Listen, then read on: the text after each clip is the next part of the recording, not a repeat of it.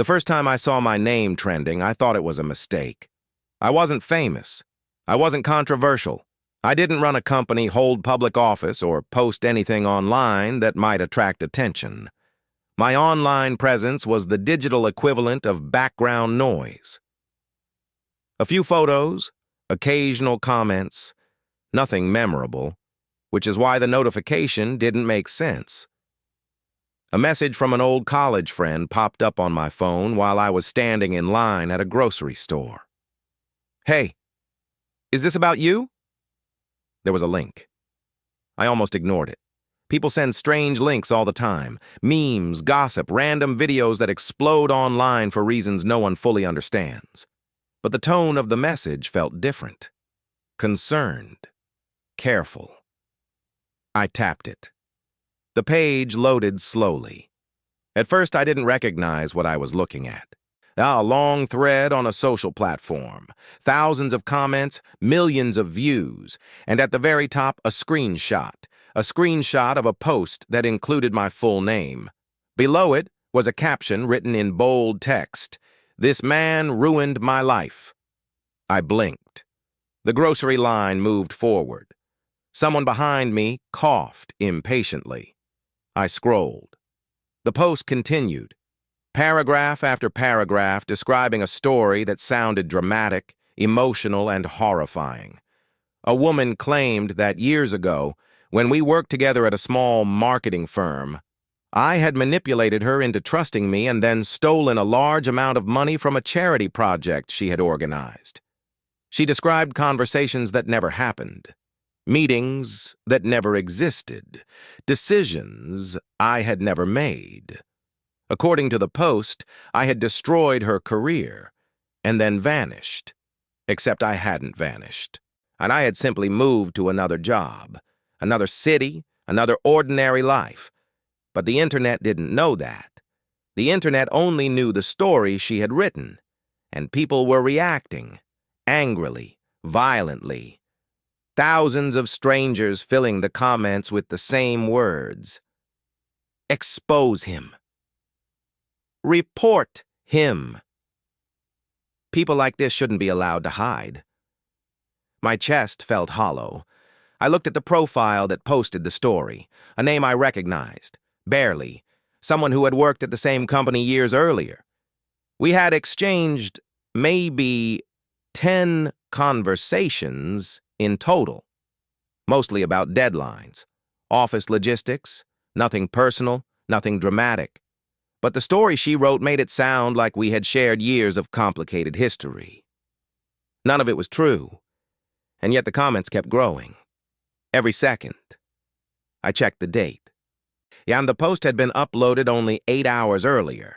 8 hours. And already it had spread across 3 platforms. People were sharing screenshots, adding their own theories, digging up my public profiles, posting photos of me that I didn't even remember uploading. Someone had already found my LinkedIn page. Another person posted the company I worked for now. I refreshed the page. More comments, more accusations. A wave of strangers who had never met me were deciding who I was, and they had already reached a verdict. I left the grocery store without buying anything. The drive home felt unreal. Traffic lights changed. Pedestrians crossed streets. Normal life moved forward while my phone continued vibrating in the passenger seat. Message after message.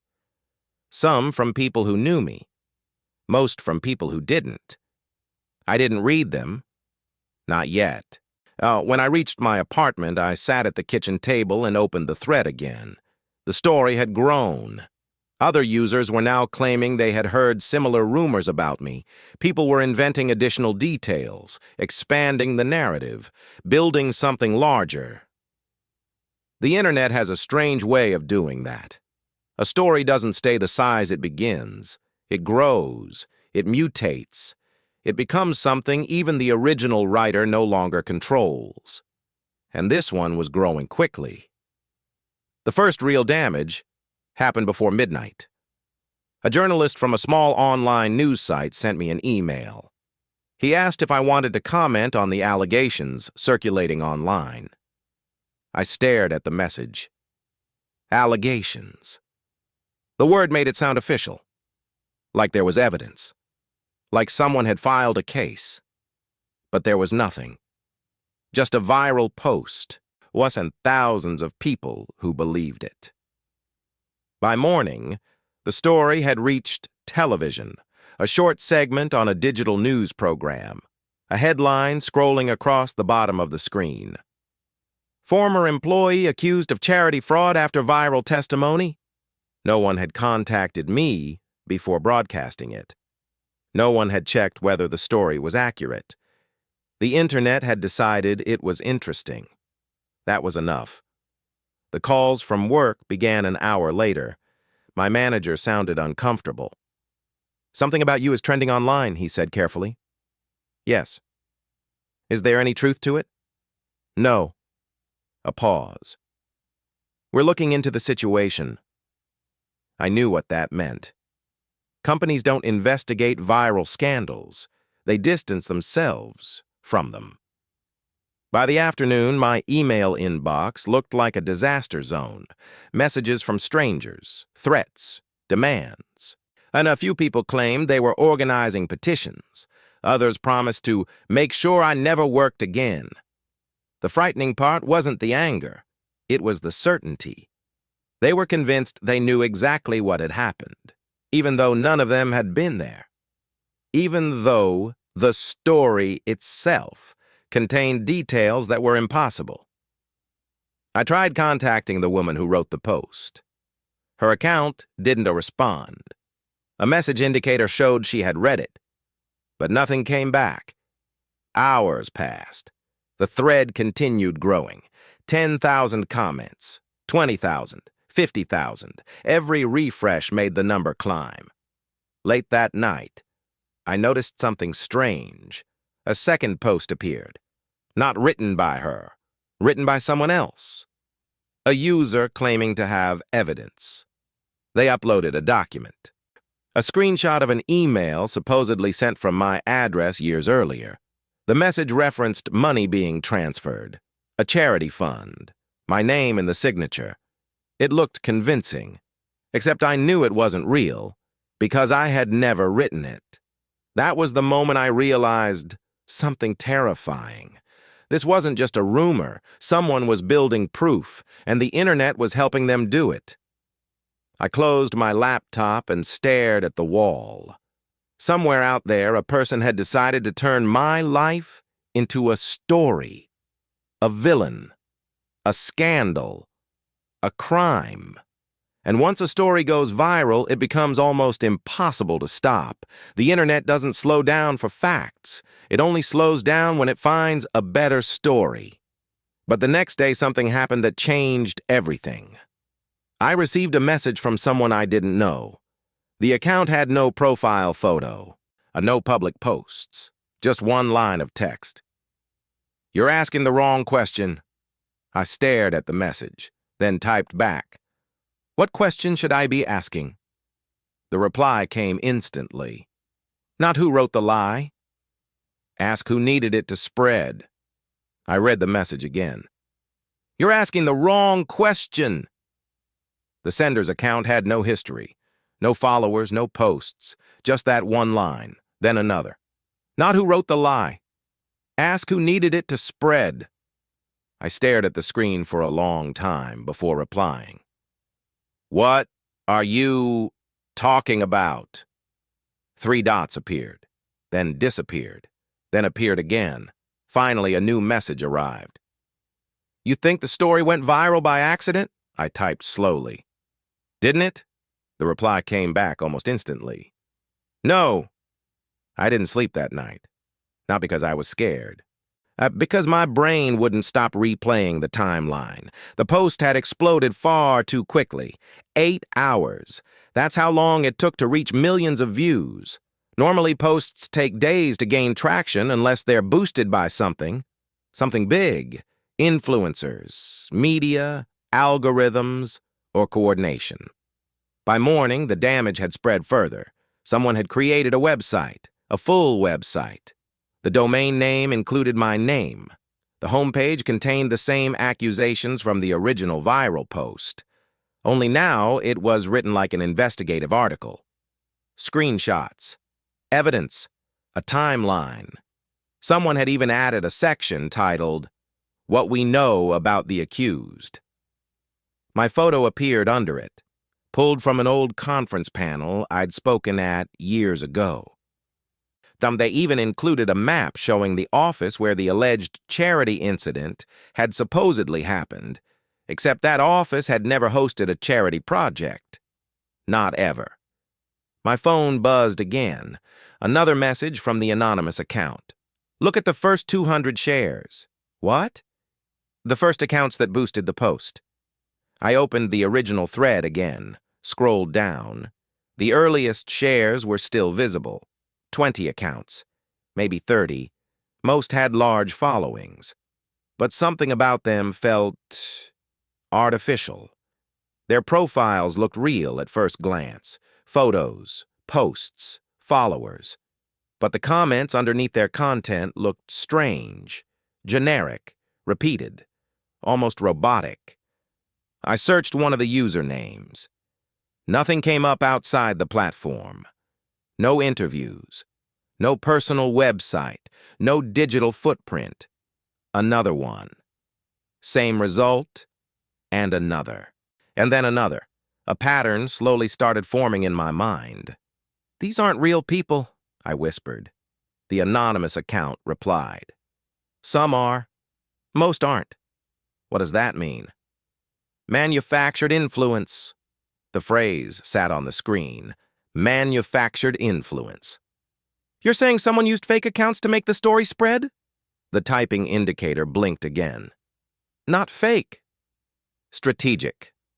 That afternoon, the first real-world consequence arrived. My manager asked me to come into the office. The meeting lasted 12 minutes. Human resources sat in the room. So did someone from legal. No one raised their voice. No one accused me directly. But the conclusion was obvious. We're placing you on temporary leave while we evaluate the situation. Evaluate. Corporate language for panic. When I left the building, 3 reporters were waiting outside. One of them shouted my name. I kept walking. A microphone appeared near my face. Do you deny the accusations circulating online? The question sounded absurd. Of course I denied them. But denial doesn't matter once a story has momentum. The reporters didn't care about the answer. They cared about the footage. That evening, I received another message from the anonymous account. The person who posted the story isn't the architect. Then who is? Someone testing something? What kind of something? A long pause. Then, a reputation collapse. I leaned back in my chair. That sounds ridiculous. Another message appeared. Look at the comment patterns. What about them? Same phrasing. Same accusations. Same escalation. I opened the comment section again. Thousands of messages. But when I read them carefully, the pattern became obvious. The same insults repeated, the same sentences, over and over, different usernames, same language. The anonymous account sent a screenshot, a spreadsheet, rows of text, comments, every line identical, posted by different accounts at different times. Bots, I said aloud. The reply came quickly. Partially. The rest are real people. That was the frightening part. The bots created the momentum. Then real people joined the attack. Anger spreads faster when it looks popular. I finally asked the question that had been sitting in my head all day. Why are you helping me? The typing indicator paused longer this time. When the reply arrived, it was shorter than I expected. Because you're not the first. The message that followed contained 3 links, and 3 separate viral scandals from the past year. Different victims, different accusations, But the pattern felt familiar. A sudden viral post, fake evidence appearing shortly afterward, massive waves of outrage, then silence. The stories vanished within weeks. The victims' reputations didn't. I scrolled through the first case, a teacher accused of abuse by an anonymous online post. The accusation later proved false, but only after the teacher lost their job. The second case involved a small business owner. A viral thread claimed he had stolen money from customers. The accusations collapsed months later, but the business never reopened. The third case was the most disturbing. A freelance journalist accused of fabricating interviews. The accusation spread across multiple platforms overnight. And 6 months later, the claim was quietly disproven. But by then, every publication had stopped hiring her. I felt something cold settle in my chest. "You're saying someone is doing this on purpose?" "Yes." "Why?" Another pause. Longer this time. Finally, the answer appeared. "To test how quickly a lie can become reality." The words stayed on the screen. I read them again and again, because they sounded insane. But the evidence was right in front of me. That night, I tried to contact the woman who originally wrote the post. She finally responded. One sentence. "I only shared what happened to me." No explanation, no conversation, just certainty, which meant someone had convinced her, or manipulated her, or fed her a story she believed. The anonymous account sent one more message before midnight. But the next step is coming." "What next step?" The response appeared slowly. "When the lie becomes permanent." I stared at the screen. What does that mean? But the account had already gone offline. The next morning I found out, because a legal notice arrived in my email. A lawyer representing the woman had filed a civil claim. Fraud, emotional damages, financial loss. The accusation had moved beyond the internet. It had entered the legal system. And once that happens, a lie becomes much harder to erase. I opened the viral thread again. The comment count had passed 200,000. The website built around my name was now appearing on search engines. Anyone looking for me online would see it first. My name had become attached to the accusation. Permanent. Exactly the way the anonymous account had predicted. And then a new message appeared on my phone. From the same anonymous sender. Just 5 words. "Now the real test begins." The legal notice changed everything. Up until that moment, the situation had existed mostly online. Angry posts, viral threads, strangers shouting into the void. But a lawsuit turns chaos into structure. Suddenly there were documents, deadlines, official language. The accusation had transformed into something that looked legitimate. And legitimacy is powerful, even when it's built on nothing. My lawyer was introduced to me through a friend of a friend. His office overlooked a row of quiet buildings that had clearly been designed decades before social media existed. When I finished explaining the situation, he leaned back in his chair and folded his arms. "This isn't a normal defamation case," he said. That's obvious." "No," he said calmly. "You don't understand." He slid the printed complaint toward me. The document looked convincing, carefully written, emotionally persuasive. The story the woman had posted online now appeared inside legal language. Dates, descriptions, statements about trust and betrayal. Even the fake email screenshot had been included as evidence. I tapped the page. "This is fabricated." "I believe you," he said. "But belief isn't the problem." "Then what is?" He pointed to the header. "Volume. Volume." That was the word the anonymous account had used earlier. The story had spread across the internet. Now it was entering courtrooms. News outlets were repeating the accusations because they were technically reporting on a legal case. The more places the lie appeared, the more credible it seemed. Truth wasn't competing against one story. It was competing against thousands. I left the office with a strange feeling. Not fear. Something colder. Like watching a machine operate while realizing you were standing inside it. That evening, the anonymous account contacted me again.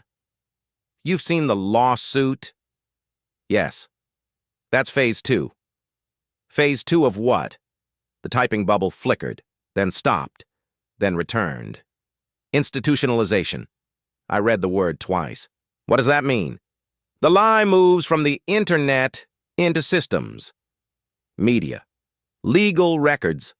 Search engines.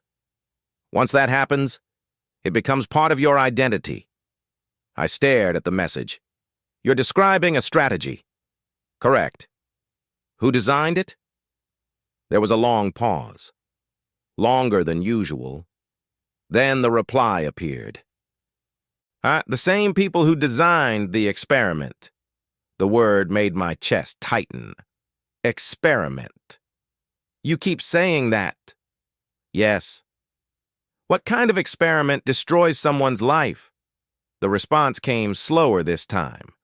"The kind that measures how easily reality can be rewritten."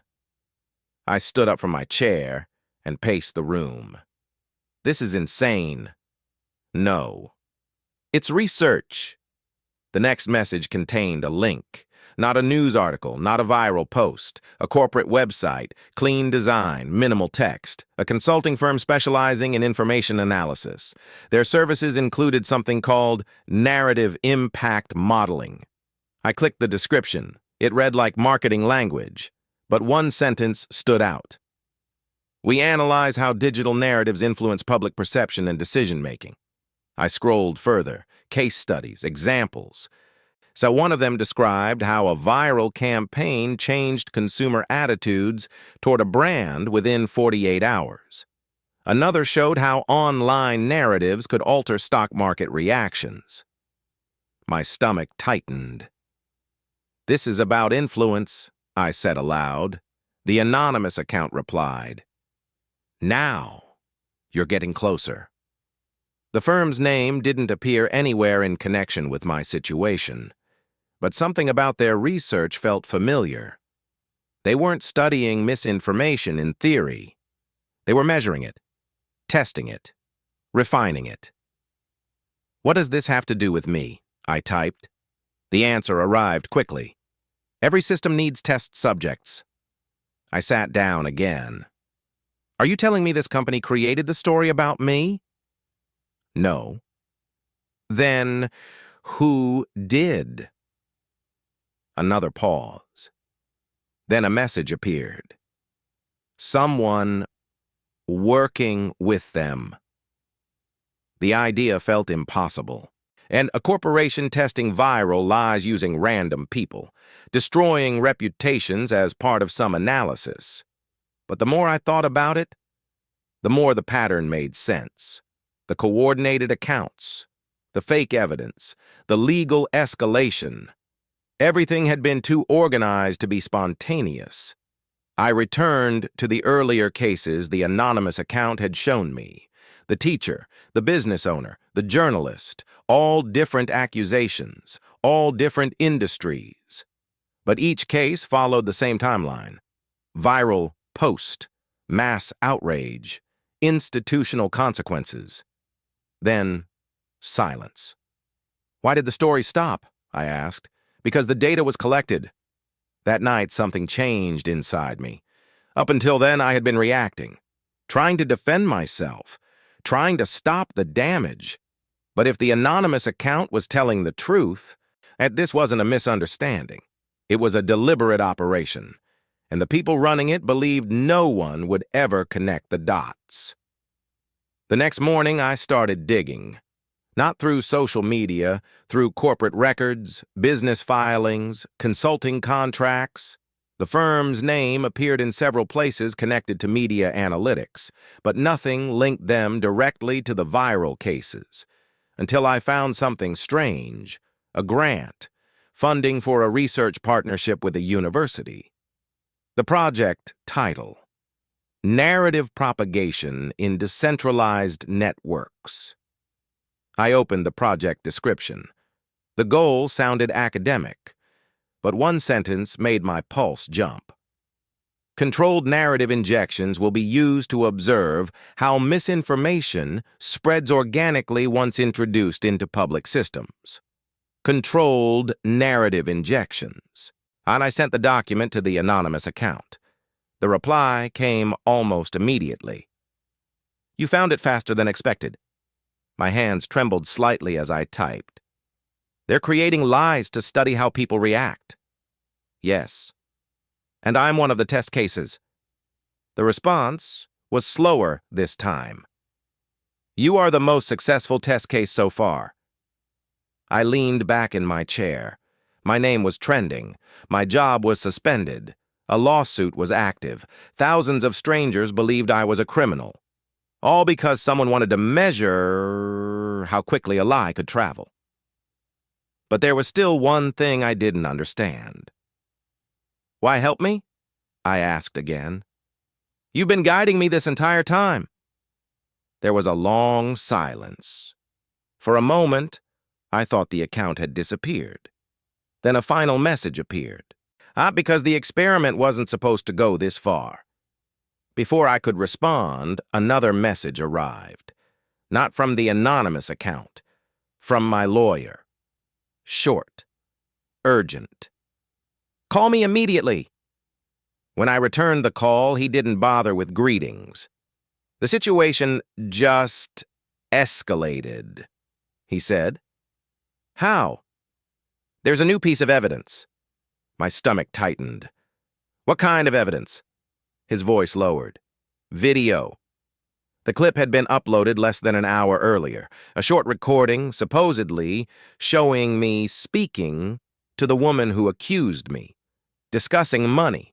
Laughing. The audio sounded real. The faces looked real. And the comments below the video were already exploding.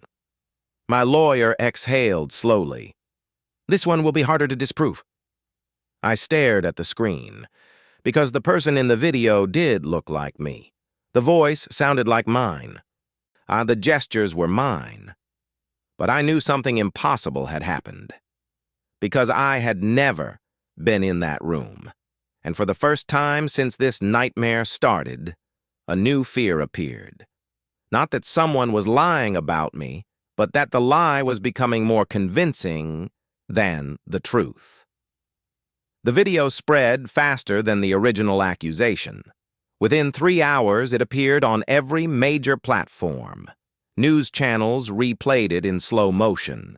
Online commentators analyzed it frame by frame, discussing the tone of my voice and the way the woman in the recording reacted to what I supposedly said.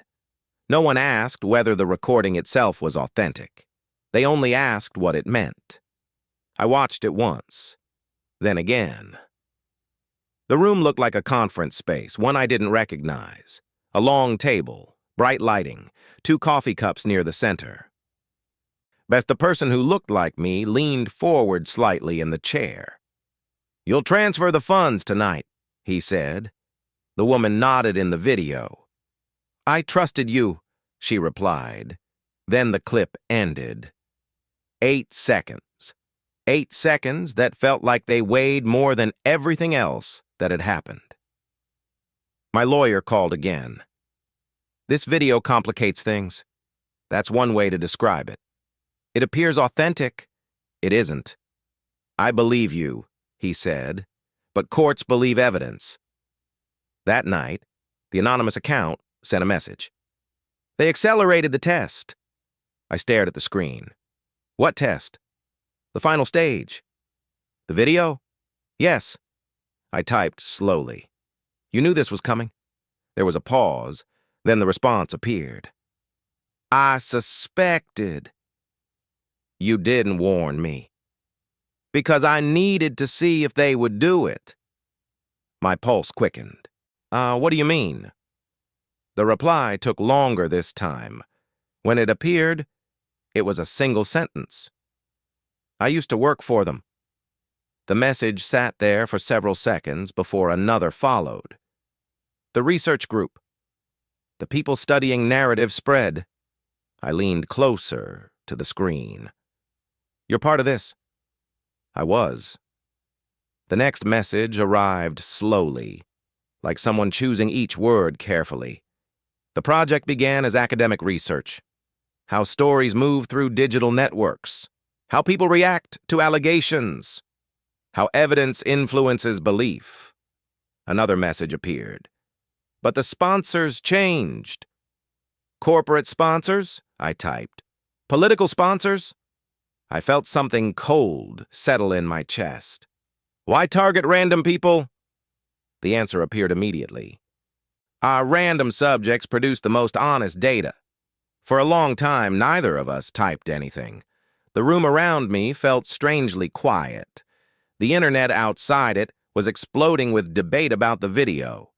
But inside the apartment, there was only the glow of my laptop screen. Finally, I wrote, "What happens now?" The response came slowly. "Now they measure whether the video becomes the accepted truth." My lawyer called again the next morning. "This video might not be real." The word surprised me. "What changed?" "A forensic analyst reviewed it." "And?" "There are inconsistencies." He explained that the lighting didn't align perfectly with the reflections on the table. The audio waveform showed signs of modification, tiny ones, almost invisible, but enough to suggest manipulation. "It's sophisticated," he said. Extremely sophisticated." The anonymous account sent another message that afternoon. "They're using synthetic media." "Deep fakes?" "Not exactly." "Something more advanced." According to the message, the research group had moved beyond simple fake videos.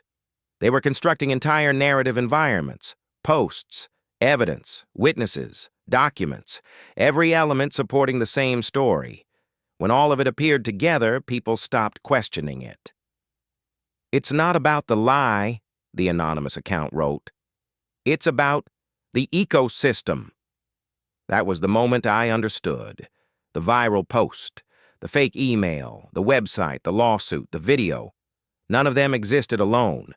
They formed a system, a structure, built to make one version of reality feel inevitable. A week later, the first crack appeared. A journalist published an article questioning the authenticity of the video. Then another outlet picked it up. Then a third. For the first time since the story began, doubt started spreading alongside the accusations. But doubt travels slower than outrage. By then, millions of people had already seen the video, already decided what it meant. The lawsuit quietly collapsed 2 months later. The woman withdrew it. Her lawyer released a statement claiming new information had come to light. No details were provided. No apology followed. The website built around my name disappeared shortly afterward. The domain expired, the pages vanished, but search engines still remembered. Fragments of the story lingered in archived pages and cached screenshots. The internet rarely forgets completely. My job eventually reinstated me.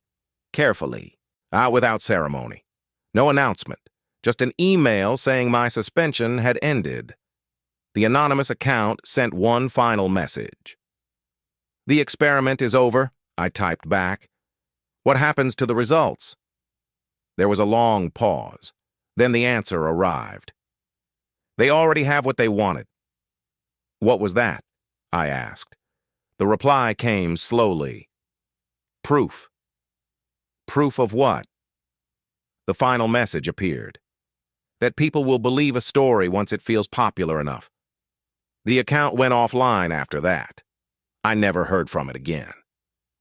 Months passed. Life returned to something resembling normal. But the experience left behind a strange awareness. Every viral story I saw afterward felt different.